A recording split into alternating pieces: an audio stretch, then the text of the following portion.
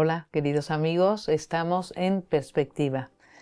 Tenemos nuestro invitado al otro lado del charco, bastante lejos, lejos, lejos. Él está en Canadá, nada menos, y él es Pablo Muñoz Iturrieta. Es doctor en Filosofía Política, máster en Psicología y Filosófica. Después es escritor de varios libros, que a algunos le sonarán. Uno, por ejemplo, Apaga el celular y enciende tu cerebro. Otro, Las mentiras que te cuentan y las verdades que te ocultan. Bueno, el caso es que nuestro invitado va a abordar el tema de la tecnología y su influencia en infanto-juvenil, en nuestros niños, en nuestros adolescentes, y nos va a acercar a ello porque es un tema que para él es muy importante. ¿Qué tal estás, Pablo? Mucho gusto y para mí es una gran alegría poder conectarme con todos ustedes allá por España y muchas gracias por la invitación también. Qué bien.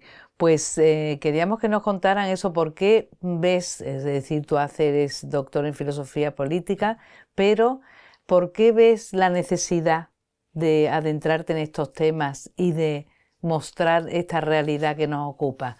En ti, que eres una persona que tenías como otra trayectoria, ¿qué es lo que te motiva meterte en este campo? Bueno, en primer lugar, un poco de historia. En España es algo que lo viven en carne propia, se vive mucho también en Canadá, donde toda una serie de ideas pseudo-filosóficas muy erradas acerca de la persona humana se han convertido en una realidad política, se han materializado en políticas públicas, como podemos ver todo lo que tiene que ver con la ideología de género, todo lo que tiene que ver con la hormonización, transición de género, como se llama, cirugías, castración química en niños, en adolescentes, que está causando un daño gigantesco. Y estas, si uno quiere, desde mi campo, desde la filosofía política, si uno quiere entender estos fenómenos, obviamente que tiene que ir a fondo con las ideologías que están detrás de esto, que son ideologías que buscan una revolución antropológica. Es una palabra que yo la vengo usando desde hace muchos años y que puedo darme el honor de decir que el Papa León XIV, en su última encíclica sobre la inteligencia artificial, toma esa palabra, la presta, porque ciertamente el Papa, estando en el Perú, siendo obispo de Chiclayo, él estuvo muy involucrado con los movimientos pro vida y los movimientos en contra de la ideología de género. Y es así como él, y esto yo estoy seguro, no tengo dudas de que él toma conocimiento del trabajo que venimos haciendo algunos aquí en este continente, especialmente un peruano llamado Miklos Lukács, el caso mío particular. Eh, y es interesante cómo en la última encíclica el Papa introduce un vocabulario dentro del magisterio de la Iglesia y dentro de la doctrina social de la Iglesia que está tomado de estos libros, que no se encuentra en ningún otro lado. Por eso podemos decir esto con tranquilidad, ¿no? De que el gran problema actual en realidad es un problema de una revolución antropológica. Lo dice Miklos Lukács en su libro Neoentes, ya lo mencionaba yo aquí, esta revolución antropológica que es el problema fundamental. El Papa lo dice literalmente. De hecho, hay en la cíclica hay 4 o 5 citas que parecen, y mucha gente lo ha notado, sacadas literal de este libro, ¿no? De Apaga el celular y enciende tu cerebro, de este libro Las mentiras que te cuentan, las verdades que te ocultan, y de Atrapado en el cuerpo equivocado, donde se mencionan todos estos temas. Eh, Ahora, si uno quiere entender cómo estas ideologías se propagaron entre la juventud, no basta con explicar las políticas públicas, la materialización de estas políticas públicas por gobiernos socialistas, progresistas, de izquierda, como pasó en Estados Unidos, pasó en Canadá, pasó en España, pasa en España con el Partido Socialista de allá de Pedro Sánchez, o personajes nefastos como Irene Montero, por ejemplo. Uno también tiene que entender la función que tuvieron los medios de comunicación como Netflix, como Disney, que lo explico en este libro, pero hay un elemento fundamental que no podemos sacar de esta ecuación, que tal vez es el más importante o uno de los más importantes de todos, y es las redes sociales.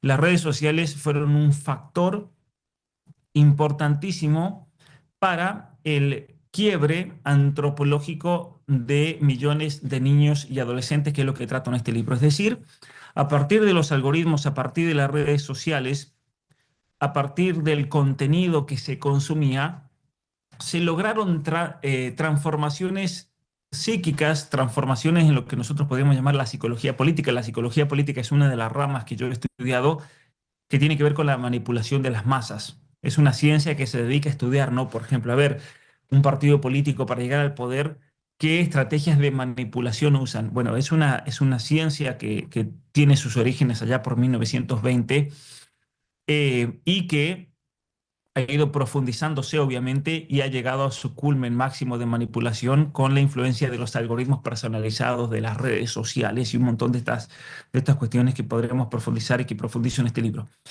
Pero dentro de eso hay ciertos mecanismos ya comprobados, ya evidenciados, ya puestos a la luz, esto no es ninguna teoría de la conspiración, de que las grandes compañías tecnológicas han usado de la psiquiatría, de la neurobiología, de la ciencia del comportamiento humano, especialmente a partir de los descubrimientos de Skinner. Skinner fue un psicólogo de la Universidad de Stanford que estudió la adicción, especialmente en las palomas, pero para aplicar cambios de comportamiento a las masas.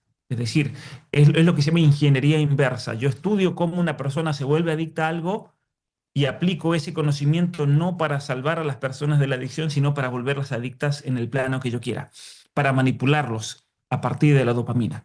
Y es ahí cuando salen los llamados los whistleblowers, ¿no? Los ingenieros de Meta, de Instagram, de Facebook, quienes escandalizados por una cuestión de conciencia, por una cuestión de problema moral, ellos revelan los estudios, grandes estudios que se estaban llevando a cabo desde el año 2011 para manipular y para quebrar psicológicamente la juventud, que son realmente esos estudios fulminantes, ¿no? Se habla de quebrar psicológicamente a niñas por medio de su propia valía, a niñas quebrarlas psicológicamente por medio de imágenes que las lleven a la ansiedad, a la inseguridad, que las lleven a la bulimia, a la anorexia, que las lleven a trastornos, incluso al suicidio.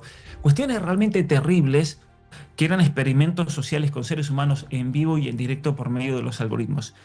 ¿Y esto por qué motivo? Por motivos comerciales, por motivos de manipulación, por experimentación y en muchos casos también por una cuestión financiera gigantesca, como es la ideología de género. La ideología de género es un mercado que mueve miles de millones de dólares al año. Es un mercado que ha terminado siendo más grande que el mercado del aborto, hasta el punto de que grandes corporaciones como Planned Parenthood en los Estados Unidos o en Canadá están transicionando de hacer abortos, no es que no lo hayan dejado de hacer, pero están transicionando a un negocio mucho más grande, Más que es el rentable. de la ideología de género, de las transiciones. Estamos hablando de miles de millones de dólares al año. Y las redes sociales, hay un ecosistema financiero que hay que entender también en este sistema, cómo funciona el sistema capitalista actual. Las grandes compañías son compañías públicas donde los grandes jugadores son los fondos de inversión y donde un mismo fondo de inversión como BlackRock, por ejemplo, puede tener acciones mayoritarias en YouTube, acciones mayoritarias en Instagram, en Facebook, pero también acciones mayoritarias en compañías que se dedican a la transición de género y por lo tanto es un Conectadas. círculo vicioso donde se van retroalimentando y obviamente las ganancias son mayores porque al poner los huevos en distintas canastas son canastas que se retroalimentan y esa es la razón por la cual mucha gente va a entender por la cual en las redes está prohibido criticar la ideología de género, está prohibido criticar el aborto, está prohibido criticar muchísimas cosas porque son parte de este negocio, de este ecosistema, ¿no? Esa realidad que ves por tu estudio, porque es un tema que te interesa, y ves todo eso y quieres mostrarlo para que lleguemos a tiempo y poder parar esto en nuestros hijos. Entonces, nos interesa muchísimo que nos alertes de cómo se puede hacer para que los hijos lleven un camino más seguro. ¿Cuándo son las edades de iniciación con estas pantallas? ¿Cuándo tenemos que, no de ser permisivos, sino tener claro qué es malo para ellos? Algunos tips, consejos que puedas darnos de cómo educar a nuestros hijos adolescentes o de también, si llegan a esa adicción, cómo podemos empezar a encaminarles para que se den cuenta de que eso es negativo, porque claro, a un adolescente es muy difícil convencerle, ¿no? Cuando no quieren oír a los padres. Entonces, Eso, danos un poquito de consejo a ese respecto en temas que tú ves tan claros. Muy bueno, muy bien. Hay una cuestión que es importantísima. El Papa tiene una frase que obviamente está sacada literal de este libro. Es un resumen, de hecho, de una de las conclusiones de uno de los capítulos, donde dice: en los últimos años la literatura psicológica y psiquiátrica ha documentado con creciente insistencia cómo una exposición precoz y sin supervisión a los dispositivos generales y a las redes sociales puede afectar negativamente el sueño, la atención, la regulación emocional y las relaciones, especialmente en las edades más vulnerables, con consecuencias a veces dramáticas. Eso dice el Papa en la encíclica. Fíjate, sí, sí, Eh, sí, sí, es que es importantísimo. Eso es importantísimo. ¿Por qué? Porque aquí en este libro ustedes van a encontrar más de 600 citas, en realidad son más de 600 citas, en realidad citas a más de 600 artículos científicos donde queda demostrado de manera cualitativa y cuantitativa que el daño al cerebro es real. Y el daño al cerebro por medio de las pantallas y esta explosión de luces, de colores, de transición de imágenes, tiene dos efectos fundamentales en la estructura antropológica del ser humano. A nivel neurobiológico, es decir, el plano biológico, y en el plano psicológico, que obviamente en el ser humano, ser nosotros, como dice la filosofía aristotélico-tomista, somos materia y forma, tenemos los dos componentes que se alimentan, somos realmente, materia y espíritu, pero encarnados, ¿no es cierto? Entonces, en el plano de vista biológico, se ha demostrado que la exposición temprana a pantallas produce pérdida no solamente de la materia gris del cerebro, pero sino también de la materia blanca, de las conexiones neurales del cerebro. Y esto ya a partir de los 12 años se comienza a observar en las imágenes en tomografía, ¿no es cierto?, del cerebro, se comienzan a ya observar pérdidas severas y daños realmente severos en el desarrollo del cerebro humano. Para ponerlo de manera simple, me gustaría mostrar algunas imágenes como hago en las conferencias de tomografías computadas del cerebro. Básicamente el cerebro humano tarda más o menos entre 18 y 25 años en activarse completamente, en activarse todas sus regiones cerebrales, y la activación tiene que ver con experiencias sensoriales, con experiencias de vida, con leer libros, el cerebro se va activando, con la experiencia en la naturaleza, con experiencias manuales. El cerebro debe encenderse, por eso así se llama el libro, encenderse. Y mientras más encendido esté el cerebro, más se nota en una imagen que podemos tomar del cerebro humano. Lo que está ocurriendo es que estamos observando cerebros de jóvenes de 16, 17, 18 años que han frenado ese proceso de activación del cerebro. Vemos niños ya a los 12 años con daño severo en el cerebro, hasta el punto de que yo me he animado a decir que si un padre, si una mamá, un papá quieren arruinarle la vida para siempre de su hijo, lo único que tienen que hacer es darle una pantalla. Simplemente le da una pantalla, nada más.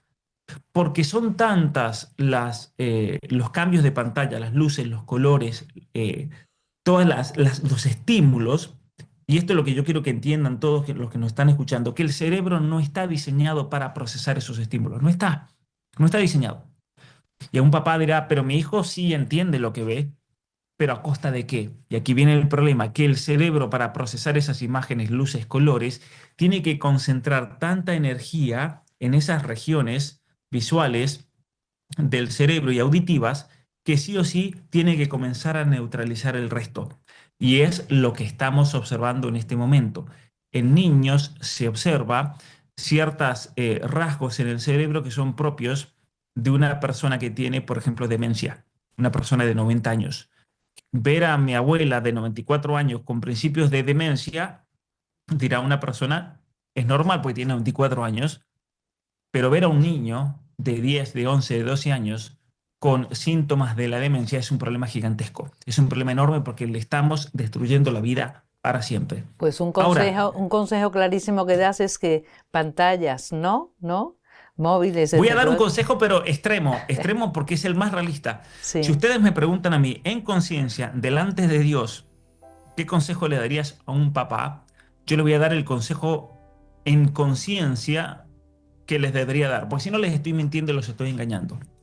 Un niño, hasta los 6 años de edad, el tiempo que por los estudios de psiquiatría, de neurobiología, de psicología, que se recomienda, el tiempo que se recomienda frente a una pantalla es cero. Cero Cero. minutos. Mm, Esa es la realidad. Un niño menor de ese años no debería ver nada. Nada, cero. Y a partir de ahí, también voy a ser muy sincero con esto, el incremento anual es tan poco que tampoco tiene sentido exponerlo en las pantallas. No tiene sentido. Idealmente, ningún menor de edad, menor de 18 años, debería tener celular y debería tener un iPad, por ejemplo. Eso es lo ideal. Ninguno debería tener, no deberían tener. Y no tener redes sociales y nada, se acabó.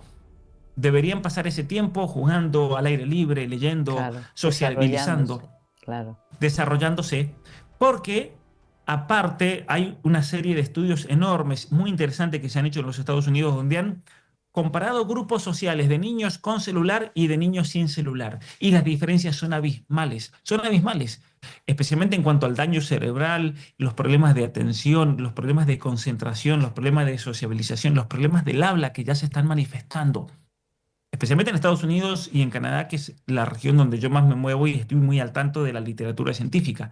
Estamos viendo problemas reales, problemas de atención, problemas de aprendizaje, problemas de comprensión. El sistema educativo en Estados Unidos y en Canadá está por el piso, pero es un desastre total. Y uno de los grandes culpables es el uso del celular Fíjate. que está saboteando intelectualmente a los niños. Entonces, tenemos daño biológico, pero también tenemos daños emocionales. Y aquí viene el otro problema gravísimo, que también nos muestran los datos. A partir del año 2012, cuando se popularizan los móviles inteligentes y las redes sociales se vuelven una aplicación, el año 2012 es clave para eso, vemos en los gráficos, que en el libro también traigo los gráficos, cómo hay una explosión de toda una serie de problemas psicológicos que tienen que ver con la ansiedad, que tienen que ver con la depresión, los problemas del sueño, los problemas de autolesiones, de suicidios, de envenenamientos, los problemas relacionados al comportamiento social, la soledad. Es Claro. decir, estamos hablando de las adicciones, el poder adictivo del celular, toda una serie de problemas psicológico gigantesco, que es lo que dice el Papa literalmente. La literatura psicológica y psiquiátrica han documentado con creciente insistencia cómo una exposición precoz y sin supervisión puede afectar negativamente el sueño, la atención, la regulación emocional, las relaciones, ¿no? Con consecuencias dramáticas. Mm, Aparte de los problemas de la pornografía, por ejemplo, que es otro gran problema, el problema de la adicción a los videojuegos, un dato simple, volviendo al tema biológico. Basta con la exposición a un videojuego por 1 hora al día por 6 semanas para que se reduzca significativamente la materia gris del cerebro, por ejemplo. 6 semanas, mm. 1 hora al día, se reduce significativamente la materia gris del cerebro. ¿Cuál es el problema de que se reduzca la materia gris del cerebro? Esa no crece más. Y los Es decir, padres que tenemos digan, bueno, eso del móvil, pero ¿y los videojuegos y la que son interactivos? ¿Eso ya no es malo? ¿Puede ser eso? Es que eso no favorece en absolutamente nada a un niño. Ah, Curiosamente, cuando las grandes compañías de videojuegos han intentado crear estudios y han financiado estudios muy importantes en universidades con millones de dólares para mostrar los beneficios, nunca pudieron demostrar un beneficio. Nunca, nunca. Es más, yo a muchos educadores que me han querido debatir acerca del uso de las pantallas y los celulares para el aprendizaje, yo que les digo, muy fácil, les digo, tráiganme artículos científicos que demuestren los beneficios de eso que ustedes están promoviendo. Y nunca lo han podido hacer, jamás, no lo van a poder hacer, no lo van a poder hacer. De hecho, es interesante que hace muy poquito salieron estudios acerca de los niveles de lectura y comprensión y de matemáticas en relación a el involucrar pantallas en el proceso de aprendizaje. sí, es verdad Esto es muy que estuvo de interesante, moda poner todas las tablets en los colegios y todo. claro. Aquí Y, sí. en Estados Unidos es muy importante el estudio porque se ha hecho un seguimiento muy riguroso, pero lo más importante es que las tablets se comenzaron a implementar en distintos momentos, en distintos estados. Como en Estados Unidos, cada estado tiene su sistema de educación independiente, aunque el gobierno federal ha intentado avasallar cada vez más, especialmente con Obama, y unificar todo. El gran culpable de eso es Bill Gates. Bill Gates convenció a Obama para crear una Secretaría de Educación Nacional, porque así para Bill Gates era más fácil negociar con Obama que compren computadoras para todo Estados Unidos que tener que ir por cada distrito a negociar, ¿no es cierto? Entonces, hay una cuestión ahí, obviamente, de monopolio y de negocio gigantesco. Bill Gates es uno de los grandes culpables de la digitalización de la educación. Pero una cosa interesante es que esto se fue implementando en distintos momentos a lo largo de los últimos años en distintos estados. Entonces, esto es muy bueno eso. Es muy bueno. ¿Por qué? Porque eso, nosotros ahí podemos establecer científicamente una relación causal, causa y efecto. Como pasó con los cinturones de seguridad. Los cinturones de seguridad se implementaron en distintos tiempos, en distintos momentos a lo largo del mundo, se hicieron obligatorios y es impresionante cómo a medida que se implementaban bajaban las muertes en ese lugar y luego se implementaban en otro país y bajaban las muertes de accidentes por eso. Entonces podemos ahí determinar que hay una relación causal. Lo mismo pasó con las pantallas, pero al revés. Fueron relación causal de una baja brutal de los niveles de comprensión y lectura y comprensión en las escuelas y una baja brutal de la matemática. Ha habido un retroceso, un retroceso. Y es mucho más interesante todavía en realidad estos estudios porque han demostrado que un niño, en cuanto comienza a usar una pantalla, el mismo niño tiene una especie de retraso intelectual en matemáticas y en lectura y comprensión. El mismo niño se retrasa mentalmente, Claro, lo claro, cual es muy claro. grave. Sí, sí. Por eso yo a los papás les digo, mira, si ustedes quieren tener un hijo retrasado, a propósito, lo retrasan, le quieres arruinar la vida, dale un iPad. O sea, tú eres un papá maldito, malvado, que quiere destruir activamente a su hijo, regálale un iPad. Es lo primero que tienes que hacer. Y los papás en las conferencias me escuchan, me dicen, no, pero quedan todos en evidencia, como que yo soy un papá malvado porque le di un iPad. Y bueno, lo hiciste por ignorancia en realidad. Lo hacen por ignorancia los papás y Sí, por eso sí. también esta cruzada del Papa que muchos venimos haciendo de hace muchos años, hay que realmente, hay que realmente prestar atención a esto porque es algo real y la tecnología nos ha agarrado muy rápido, desprevenidos, sin preparación. Ha sido algo demasiado, demasiado acelerado y nunca hemos tenido el tiempo de decir, a ver, frenemos un poco y analicemos esto.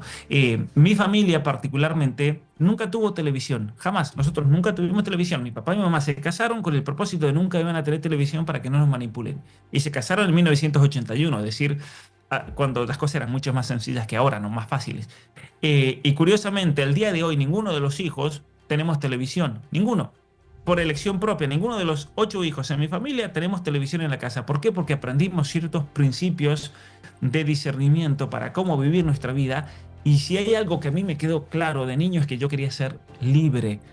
Nosotros de niños, nuestros padres nos convencieron de que no teníamos televisión porque éramos libres. Yo recuerdo de niño, otros niños me preguntaban, ¿por qué no tienes televisor? Porque soy libre, porque quiero ser libre, porque quiero... Y era la televisión, imagínense ahora el celular y todo eso, todo lo que significa. Pablo, espérate que nos quedan nada más de 5 minutos y me da pena porque se quedan muchísimos temas, pero hay videojuegos efectivamente malos para los padres, pero es que me da pena, no, ni los vamos a nombrar porque ya veo que es que no conviene ninguno, pero sí, yo creo que los padres lo que hay que darles fuerzas para decir, bueno, lo que tú dices, si no lo quieres darle eso, pero la gente no tiene la personalidad de tus padres, no tiene esa fortaleza ni esa fe, como en la sociedad de hoy, eso, el mensaje muy claro que es malísimo. ¿Cómo lo hacemos? Porque la gente que tiene complejo y como trabajan y no están en casa, los hijos protestan, entonces dice, ay no, pues le doy esto que es mucho más cómodo para mí, claro, porque les cuidan. es mucho más Entonces, cómodo. sí, es mucho más cómodo. Y entonces, Primero pero se tienen que formar, eso, en tienen que 4 minutos a entender ver el qué cosas porqué. dejamos claras y ya Sí, para terminar. hay que formarse porque solamente a partir de una buena formación es que los padres van a poder tomar decisiones en su casa. Primer lugar. Segundo lugar, tienen que formar a sus hijos. Es decir, este es un libro que yo he escrito para que lo lean en familia, para que lo lea el papá y para que lo lea la mamá. Y que entre ellos discutan en qué están de acuerdo y en qué no, pero que a partir de ahí entre los dos se sienten y digan estas son las reglas para nuestra familia. Tercer lugar, luego viene el proceso de convencer a los hijos. A los más chiquitos es fácil Eso convencerlos con la sí, autoridad. A claro. los adolescentes no, es más difícil. Y es por eso que los adolescentes también tienen que tener este libro, tienen que leerlo y tienen que discutirlo en familia para que en familia tomen decisiones grupales y familiares. Eso es muy importante. Pero además tienen que tratar de influir en su entorno social. Está demostrado científicamente que si la mitad de tus amigos, los papás dicen vamos a dejar de lado el celular, entonces ese adolescente lo va a dejar voluntariamente. Si la mayoría de los amigos tienen celular, va a ser mucho más difícil la batalla. Entonces, es una batalla que tenemos que tener dentro de la familia, pero también con los amigos, con la parroquia, con el entorno social. A mí me ha tocado ir a iglesias, hace poco estuve en Texas, en una parroquia, donde el padre, el sacerdote, muy consciente de la importancia del apoyo social, invitó a toda la parroquia a que hagan una especie de contrato social donde todas las familias, para vivir bien la fe católica, tenían que dejar de lado las redes sociales en los hijos, tratar de disminuir el televisor, hacer pactos. En la escuela, prohibición total de celulares. Entonces es más fácil porque también le quita un peso a los papás, lo dijo el padre, la parroquia ahora, la escuela exige que no se pueden tener celulares. Entonces hay que ir desarmando esas falsas armas que tienen los jóvenes hoy en día y especialmente la peor de todas, que es la presión social. La presión social es la peor basura que Sí, existe claro. porque nosotros, miren, nosotros venimos de un grupo, somos descendientes, todos nosotros somos descendientes de mártires, somos descendientes de personas que estuvieron dispuestas a dar su fe a pesar de la presión social del Imperio Romano o lo que sea que haya ocurrido a lo largo de la historia. Es decir, somos descendientes realmente de héroes que no tuvieron problema en dar La su vida, vida sin importar qué pensaban los demás. Y eso es lo que nosotros tenemos que entender. La verdad que a mí personalmente, pero gracias a la educación que recibí, me importa un comino lo que piensen los demás. Pero hay gente que no, hay gente que se mueve mucho por la presión social y todavía tiene ese nivel de manipulación. Entonces, tenemos que ser libres, libres de verdad y, como dice el Evangelio, solamente la verdad nos nos harán hará libres y libres. la verdad también del ser humano nos tiene que ser libres. Fuimos creados para dar todo, tenemos un potencial enorme y las pantallas nos están reduciendo ese potencial y por lo tanto es un ataque también a ese llamado a la perfección que cada uno de nosotros tiene. Fenomenal. Bueno, tienes también vídeos en YouTube, ¿no? Explicando estas cosas, alertando, Así es, que es muy alertando a los importante. papás, educando. Tengo una academia también que se llama Academia Pablo Muñoz Iturrita con cursos con esto, con guías, con consejos concretos. Si no encuentran todas las respuestas aquí, me pueden escribir y yo con todo gusto los aliento. A pesar de, a partir de ahí yo he formado talleres, he hecho un montón de cuestiones, de cosas hasta el punto de que ahora me escriben jóvenes, adolescentes, y cuando voy a dar conferencias por todo el continente americano, me encuentro con jóvenes que vienen a confesarme de que decidió dejar de lado el celular. El joven mismo fue a los papás y le dijo, ya no quiero más esto, ¿no? Ya no quiero más esto. Entonces, eso, tenemos que tener esperanza. Los jóvenes tienen mucho potencial, muchísimo potencial. Y a mí lo que más me duele es que sin querer estamos dejando que ese potencial se destruya, se destruya. Y no lo debemos permitir. Y un papá menos, una mamá menos, Mm. debe ser los primeros defensores de sus hijos. Así que todos juntos tenemos que apoyarnos, salir adelante y poder así dar lo mejor que Dios pida de nuestras vidas. Fenomenal, Pablo. Muchísimas gracias por alertarnos. Vamos a difundir el vídeo, pero es verdad, como tú has explicado, lo importante es que cada uno pero con fuerza, con convencimiento. El libro, ya saben, Apaga el celular y enciende tu cerebro. Lo pueden tener o si no en YouTube o ponerse en contacto con él, como ha dicho, porque él está dispuesto a todo con tal de que de verdad seamos libres, porque es que nos manipulan, porque es que nuestros hijos piensan como piensa la calle, pero no como nosotros vemos que tiene que ser, con nuestra fe, con nuestras convicciones.